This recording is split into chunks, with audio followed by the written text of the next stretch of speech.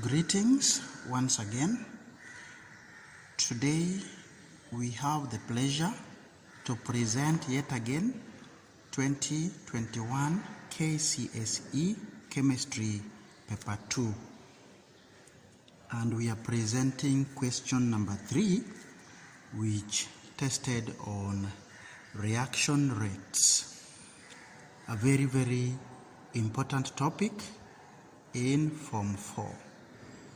So we shall look at the whole question, and at some instance we are going to draw a graph, and we shall then use that graph to answer questions that would follow. So we begin with part A. Part A reads that chemical reactions occur as a result of collision of particles. Give a reason why not all collisions are effective. Now the answer here would be that particles may not possess necessary kinetic energy or activation energy. So this is the reason why not all collisions are effective. This would be for 1 mark. Now another answer would be that particles may collide in wrong orientation. So if they do this, if they collide in wrong orientation, then again we are not going to form products. So this is what we call the collision theory taught at Form 4. To part B, state and explain how the following factors affect the rate of reaction. So we have 1, surface area of reactants, and here a student was supposed to have written that increase in surface area increases the rate of a reaction. So this is for the first half a mark, and then you continue to explain that the increase in rate of a reaction is brought about by the fact that more particles are in contact. More particles are in contact, leading to more collisions, per unit time. So increase in surface area increases rate of a reaction for a half a mark, then more particles are in contact for the next half mark, making it 1. The second factor we have been told is pressure. So again here, a student was supposed to write that increase in pressure, and this one only affects gaseous reactants. So increase in pressure increases the rate of a reaction. And of course vice versa. That gives you the first half a mark.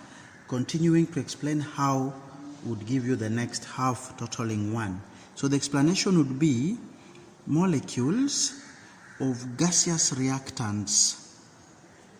Molecules of gaseous reactants are closer. This is when pressure is higher. They get closer, leading to increase in number of collisions. So when particles are closer, they collide more, and the number of effective or successful collisions also increases. Now to part C, and this is where the graph drawing was tested. We are told in an experiment to determine the rate of a reaction, calcium carbonate were added to excess 2 molar hydrochloric acid. The examiner decided to give you the equation. The most important part of the equation is that 1 mole of carbon dioxide actually is being produced by 1 mole of calcium carbonate. So mole ratio is 1:1. So we were told the volume of carbon dioxide produced was measured as 25 degrees Celsius and recorded after every 30 seconds. So the results were as tabulated in the table. My bet is that we shall be asked to draw the graph of probably volume of carbon 4 produced against time. So for purposes of the graph, maybe I read aloud the time and the volume so that a student can actually draw with us and be able to compare results as we continue with the video. So time is 0, volume of carbon 4 is 0. 30 seconds, we have 62 cubic centimeters. 60 seconds, 92 cubic centimeters of carbon dioxide. 90 seconds, 113. 120 seconds, 124. 150 seconds, 130. 180 seconds, 132. And you can see the volume, actually the maximum volume of carbon 4 came after 210 seconds. So that is 133, and again we maintained that maximum volume at 240. So now to the first question after the table. We were asked that on the grid provided, plot a graph of volume of carbon 4 oxide, that is on the y-axis, against time on the horizontal axis. So I had drawn my axis. What we now have is to plot in or choose a good scale. So once again, let me share the table with us.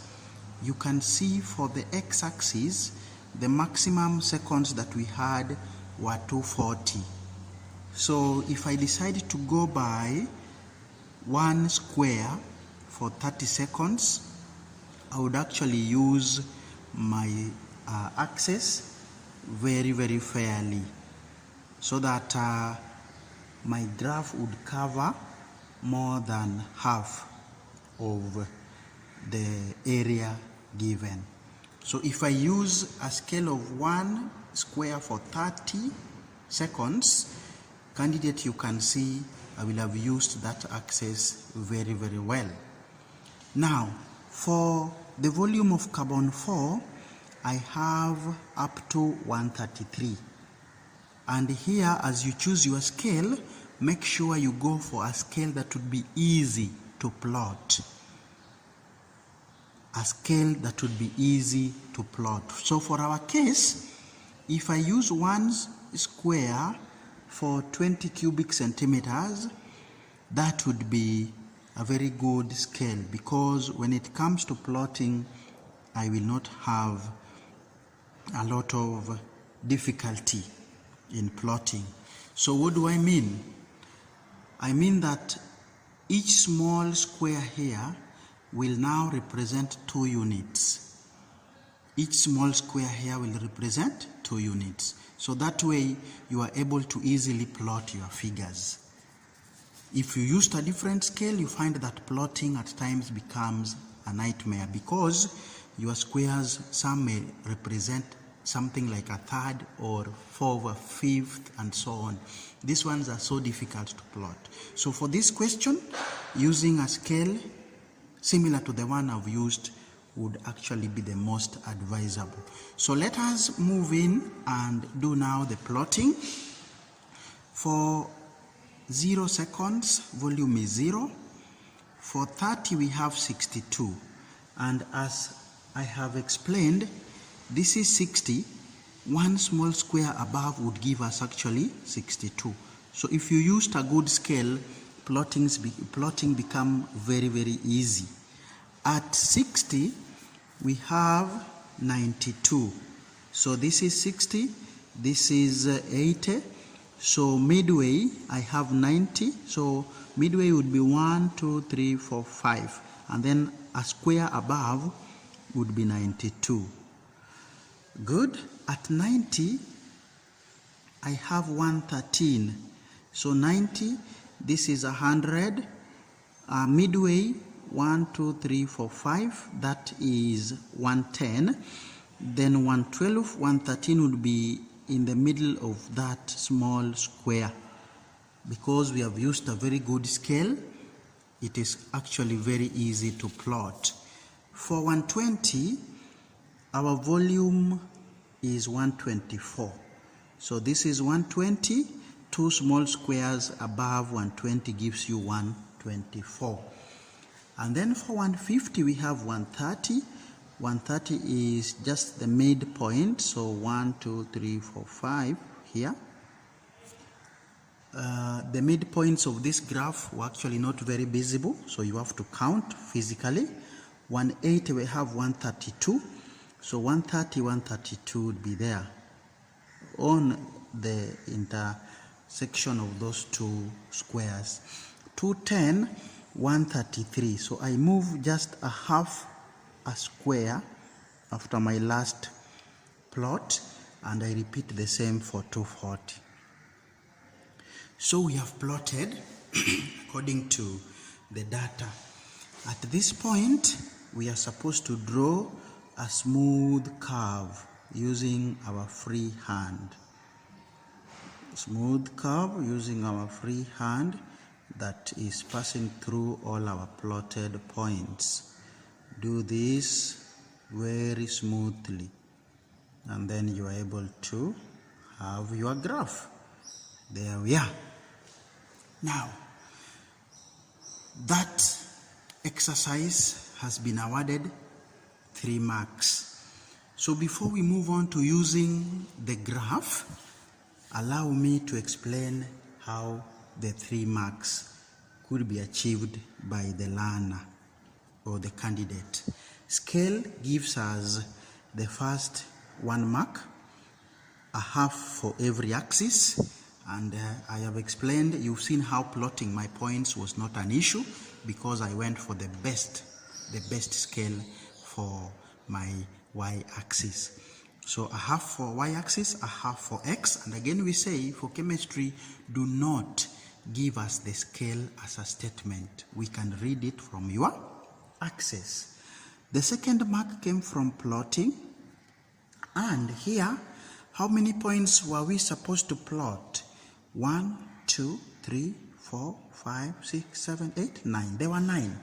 So you plot 9 points, we give you the 1 full mark. If you messed up with 1 point less, which means you plotted 9 but 1 is wrong, we would get only a half a mark. And getting anything less than 8 correctly, no mark for plotting.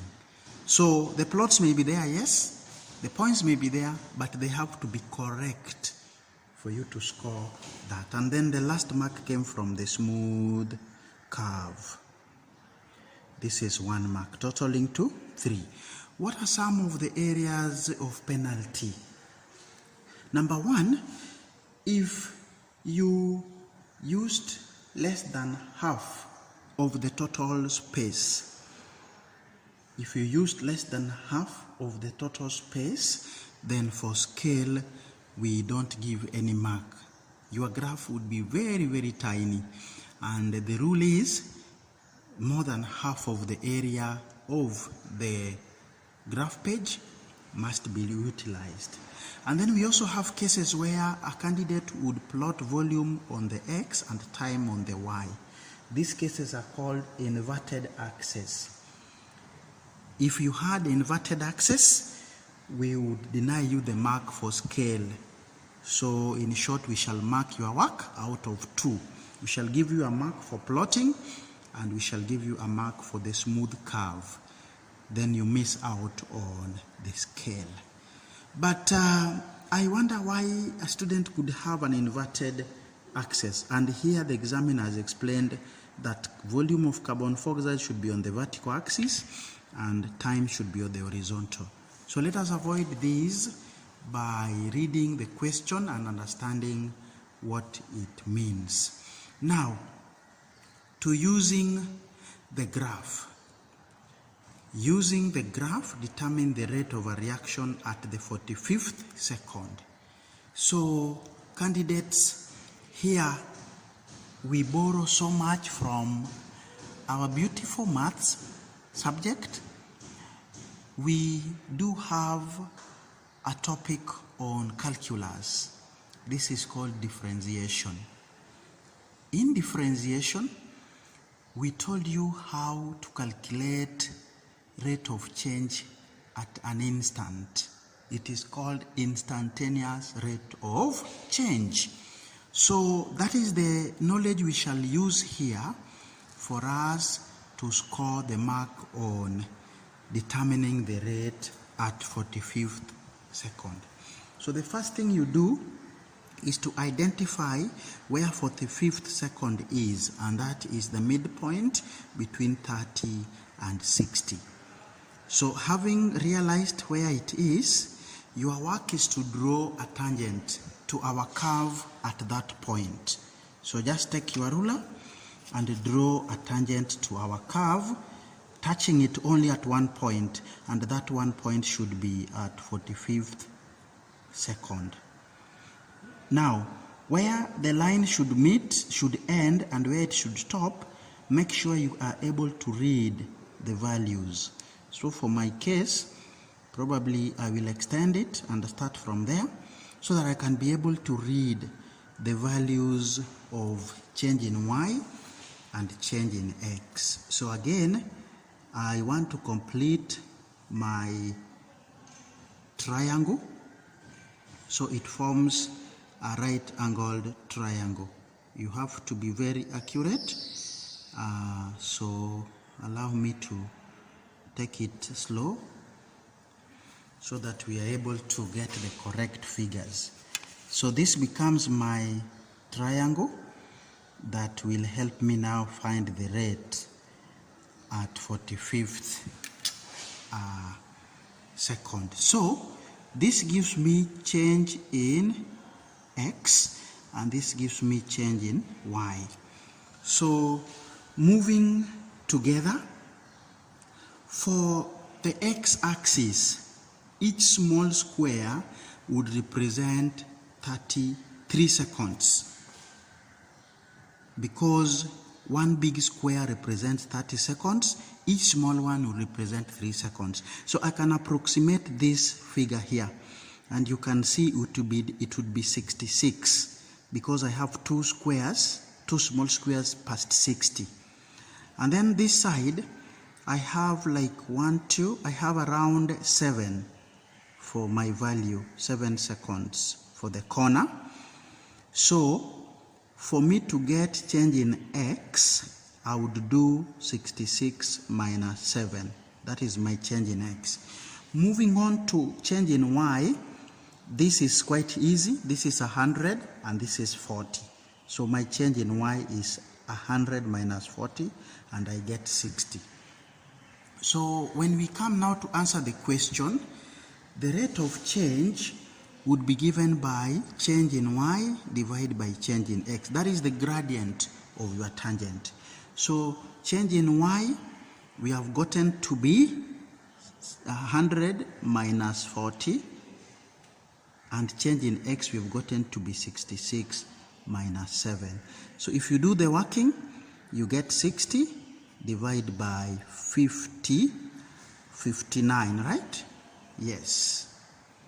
And if you do the working, that gives me something. So if you do the working, that gives us a rate of 1.0169 cubic centimeters per second as the rate. So it was given 1 mark, drawing the tangent a half a mark, and getting this answer here a half a mark. Very, very easy to do, but don't forget we are applying mathematics in our calculation. Now, The question went ahead to ask us the same rate of reaction at now 105th second. So you do the same thing, back to your graph. First identify where 105 is, and you realize it's between 90 and 120. So here we are, you can count 5 units, 1, 2, 3, 4, 5. There is where your 105th second is. So you do the same thing, come with your ruler, draw a tangent. And as you do your tangent, make sure you stop at a point whose values can be read. So for me, I'll stop there and I start up there. Now, for ease of reading, I will need to make it a complete triangle. So here we are.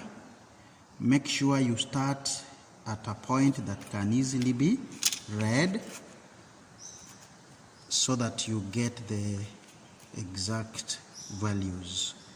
So here I am.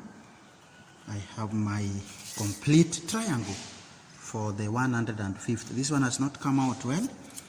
The ruler misbehaved, so let us make it better. Here we are.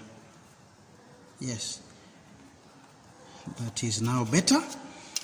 So change in x. This point you can see is 150 here, and here is 60. So my change in x is 150 minus 60, and that gives me 90.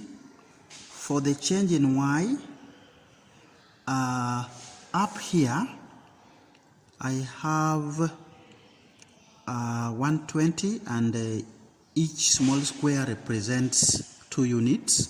So I have one small square shy of 140. So that will give me 138 for the upper figure. And then down here I have 102 because it's one small square after 100. So coming to answer my question, the rate at 105th, I do the same thing. The rate is given by change in y, by change in x. Change in y we have agreed is 138 minus 102, and change in x is 150 minus 60.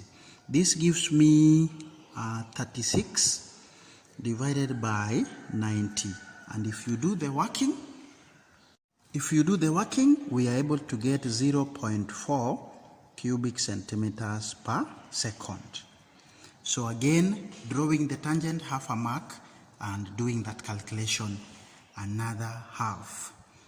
Very, very interesting and easy to do. Here, the answers you get are fully dependent on the tangent that you have drawn. So those were my 2 tangents, once again, drawn very well. And we have said, please, as you do, you are allowed to extend your tangents to points that can easily be estimated. Now, moving on to the other question, we were asked to give a reason for the differences between the 2 rates. So back to the rates. What do we conclude? The rate at 45th second, we can see, is actually faster or higher than that at 1/5th second. So we all know from chemistry that when the reactants are still at a higher concentration, this is normally at the beginning of reactions, then the rate is faster. As the reaction proceeds, the concentration of these reactants decreases, and therefore the rate of reaction also decreases. So the answer expected for part 3, and this is fully dependent on the student's work, you would tell us that rate at 45th second is higher, okay, than at 105th second. That we have read from our values to give us the first half mark. Now, you need to proceed and explain why this is so. So at 45th second, what happens? The concentration of the reactants or reagents available is higher. They have not been consumed. We are just starting the reaction.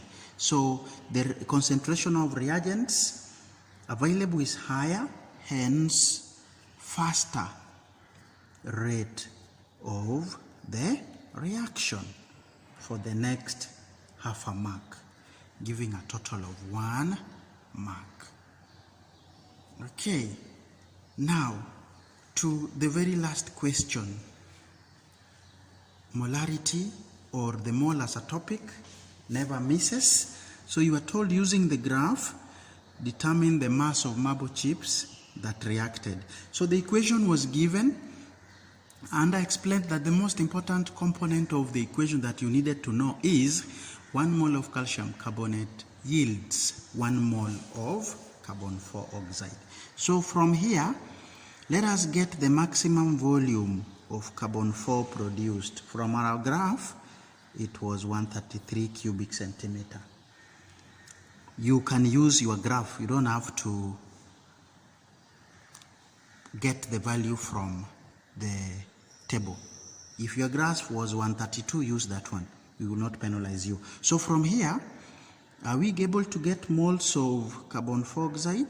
Yes. Molar gas volume at RTP is been given here, so you can easily get moles of gas that were produced by doing that division, and we get 0.005542.